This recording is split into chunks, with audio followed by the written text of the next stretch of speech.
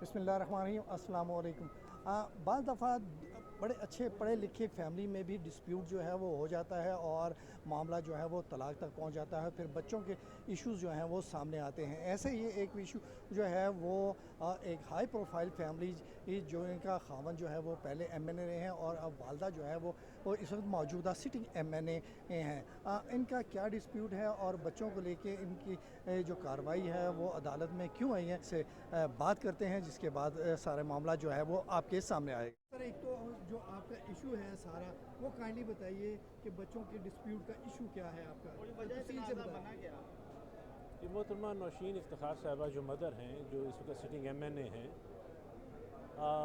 वो 2020 में फरवरी के अंदर ख़ुद ही बच्चों को छोड़ कर चली गई थी अपनी सियासी मसरूफियात के लिए, और 6 साल तक मैं बच्चों को अकेला उनकी परवरिश करता रहा, उनको पढ़ाता रहा और पूरा टाइम दिया मैंने उसको।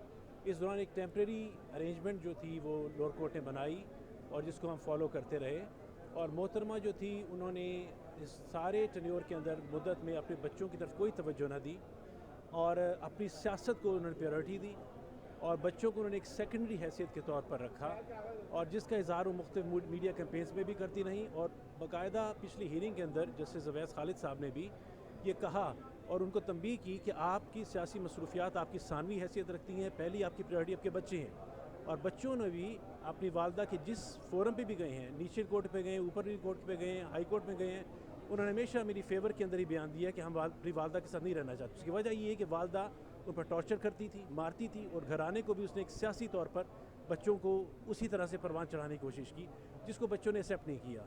तो बुनियादी तौर पर ये उसका सियासत की तरफ जाना और घर की तरफ तवज्जो ना देना, ये सारे मामूलात की बुनियाद बना जी। अच्छा, ये बता दीजिए कि कितने बच्चे हैं और उनकी उम्रें क्या हैं। जी, मेरी एक बेटी है, वो माशाल्लाह 16 साल की है और वो ओ लेवल्स में पढ़ती है, और मेरा बेटा जो है सैयद इमाम मुर्तज़ा, वो 7th ग्रेड में है और वो 4 साल से, 5 साल से बल्कि स्कॉलरशिप पे पढ़ रहा है। तो मैं अपने बच्चों की पढ़ाई पर पूरी तवज्जो दे रहा हूँ, इसीलिए बच्चे जो हैं वो मेरी तरफ टिल्टेड हैं और वो मेरी तरफ माइल रहते हैं। सर, आप एमएनए हैं, आपकी वाइफ भी एमएनए, आप एमएनए रहे हैं, मैं वो आपकी वाइफ एमएनए है, तो आप रोल मॉडल हैं अपने हल्के के लोगों के लिए, बल्कि अगर देखा जाए तो काफ़ी ज़्यादा हल्के के लिए और पाकिस्तान के लिए भी आप रिप्रेजेंट करते हैं। तो अगर इस किस्म का डिस्प्यूट आप लोगों के दरमियान सुलह सफाई नहीं हो सकती और इस किस्म का डिस्प्यूट चलेगा, तो ये इसका क्या इम्पेक्ट पड़ेगा? जी, सुलह सफाई की कोशिश बहुत की जाती रही, अगर मेरे तरफ से की जाती रही बहुत ज़्यादा। उसको ये कहा गया कि आप अपने घर की तरफ तवज्जो दें, लेकिन वो इस चीज़ पर कायल नहीं थी, ना वो घर आने को तैयार थी और ना वो अपने बच्चों को संभालने को तैयार थी। और आज वो फ़कत ये चाह रही है, अभी भी वो कोर्ट में यही कह रही है कि मुझे कस्टडी नहीं चाहिए, मुझे सिर्फ मेरे दिन जो है वो बढ़ा दिए जाएँ, यानी वो बच्चों की जिम्मेदारी लेना ही नहीं चाह रही है। तो ये एकतरफ़ा तौर पर खाली मैं कैसे कर सकता हूँ? ये ताली सिर्फ एक हाथ से नहीं, दोनों हाथ से बचती है। मुलाकात के दिन बढ़ाने का मुतालबा कर रहे हैं। जी हाँ, वो मुलाकात के दिन बढ़ाने का, और जिसको हम अपोज कर रहे हैं जी। ये आपके दरमियान तलाक हो चुकी है या अभी मैं अभी इस पर कोई कमेंट नहीं करना चाहूँगा जी।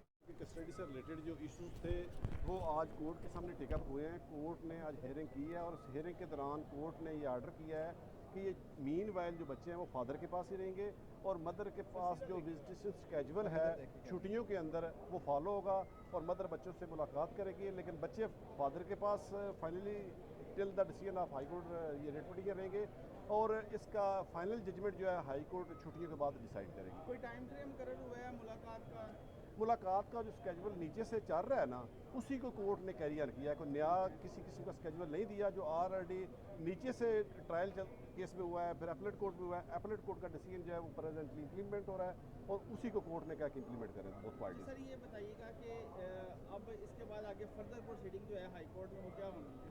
ये फर्दर प्रोसीडिंग ये है कि अभी जो आज आर्डर हुआ है उसमें तो उन्होंने कहा है कि छुट्टियों के अंदर जिस तरह बच्चे अपलेट कोर्ट के आर्डर के मुताबिक मिल रहे हैं उसी के मुताबिक ही मिलेंगे और छुट्टियों के बाद इसकी फाइनल हियरिंग होगी। फाइनल हियरिंग करने के बाद after hearing all the concerned court उसको फाइनली डिसाइड करेंगे। ठीक है। अच्छा सर, ये बताइएगा कि नीचे जो हाई कोर्ट डायरेक्ट ये आपने पिटीशन की है या नीचे से? बेसिकली नीचे केसेस फाइल हुए फादर की तरफ से और मदर की तरफ से भी, वो गार्डियन कोर्ट में डिसाइड हुए, उसके खिलाफ appeals I both party side से, वो अपलेट कोर्ट ने भी डिसाइड किया। अपलेट कोर्ट का डिसीजन जो है वो मदर ने चैलेंज किया है हाई कोर्ट में।